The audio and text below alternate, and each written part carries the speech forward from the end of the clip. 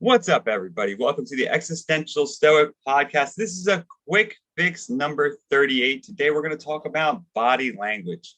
I'm Danny. I'm here with my buddy Randy. What's up, Randy? Hey, Danny, how's it going? Going well. So, the quick fix is a short, like 10-minute episode. We're each going to give you 3 tips for how to, really improve and focus on your body language, as that's crucial to also, how you project yourself and how you present yourself to the world. So I'm going to start. Wait, before we do, Oh, I just yeah. had this thought about it. So, like, people forget, especially in our modern age with technology, that humans existed for like tens, if not hundreds of thousands of years before spoken word. So, Yeah. body language, like, while we kind of brush it off and be like, oh, stand up straight, it kind of does mean a lot because even the Oh, stuff that we say nowadays only reflects a small amount of what we actually mean. well, no, that's actually a good point because they were actually saying, there's studies that have shown that like we respond to actually like minor facial movements. We respond more. We actually like language is not, we talked about this before. Language is just not verbal. I mean, there's gestures, there's everything else associated with how you present yourself to the world and what that means and how people interpret you, right? And Dude, I respond. was just read something the other day that disgust, like the emotion of disgust, if a woman Yeah. shows that with her husband like 4 times in 15 minutes, there's a 97% chance they're going to get divorced within 2 years.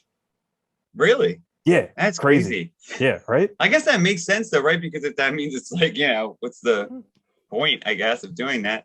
Yeah. Yeah, I actually also, on a side note too, I also just saw something the other day that dogs, because we've domesticated them so much, they're like one of the only animals that can respond to our body movements and body gestures and things like that, like pointing and stuff.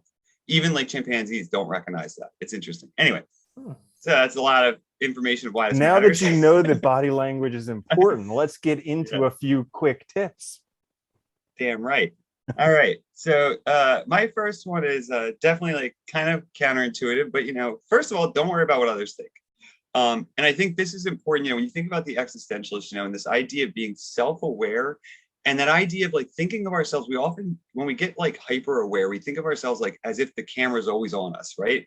And we sort of hyper focus on like our movements, on these acute changes, and it makes us act awkward, weird, inappropriate. So sometimes, you have to kind of like to present the right body language, you also have to turn off the mechanism of concentrating on body language. I And I think know it that's a sounds re- weird, but it's true. Yeah. Yeah. that's a good one, and it kind of makes sense because like you look at these people who you think are very confident and you imagine what they would think and they'd be like, well, I don't care about what anybody else thinks, so then why not go ahead and do that yourself? And confidence is also born from that, right? By not worrying about that. So yeah. Mm-hmm.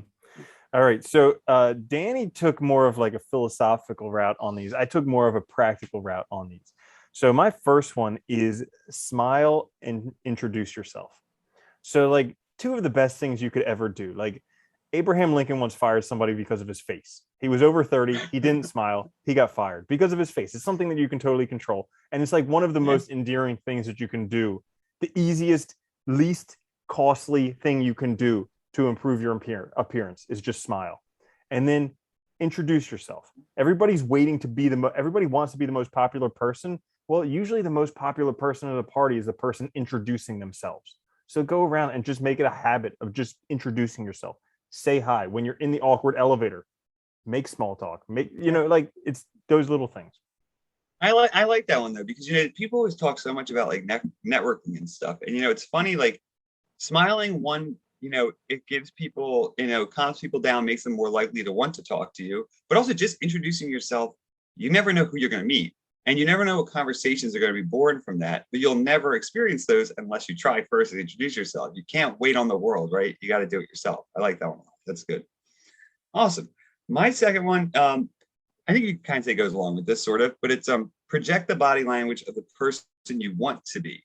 And this is interesting because we see this in like Nietzsche talks a lot about the relationship between our physiology, our like physical health, our bodies, and our mental health. And I think there is this connection here where like, if you are depressed and you're projecting that sort of, like mopey, sad, you're also going to feel that way and everybody else is going to respond to that. if you try to, you can force changes not only through perspectival changes, but also through body changes and body language changes, because that is also a perspective. It's a way we're interpreting the world and representing, right, ourselves to the world. So I think, holding your shoulders up higher, right? Pretending that you have more energy, even if you don't, sometimes you can trick yourself into that, and it helps. Yeah. Well, they've done a whole bunch of studies on this, and they both affect each other. So like Yeah. emotions are affected by actions, but actions are something that's totally much more in our control. So like we can control ourselves, even though it may be uncomfortable, we can control ourselves to smile, to stand up straight, to stick our chest out, to do these things. Whereas like if you're feeling down, you're like, be happy, meh, be happy, meh. It's like it's a lot easier to control. Yeah, it is. It is. I mean, I've actually, and it's funny, you can really, like, in a way, you can make yourself have more energy, right? You can make yourself, it's just like, because you let your mind sort of dictate that, and you get worn out and you feel exhausted, and all you want to do is take a nap and stuff. And that happens. So yeah. Mm-hmm. So my next one is breathe deeply and slow down. Now, this is something that may sound intuitive, but to me, it was actually kind of counterintuitive, because I'm very much like a fast go type of person. And I learned this when I used to like learn how to pick up girls and everything like that. And I was just blown away how well it worked. That just like taking deep breaths and then walking intentionally slowly, talking what seems intentionally slowly, like the effect that it has is miraculous. People just like hang on your every word. They're just drawn to you. They're like, why is he moving so slow? Like, what's so special in his universe? I was gonna say, it makes sense though, right? Because you're forcing yourself to project an air of like confidence, of intentionality, right? Of knowing who you are and what you want. And like, I think a lot of people tend to talk very quickly, they mumble, right? And when you say things slowly, it also just, I think it makes people more focused. It keeps the attention of others, right? And and it's funny because the more you practice stuff like that, the more it becomes really who you are, right? It's like that shift happens at some point. It's a good one. My last one is we talk a lot about perspective and our mental perspective and attitude.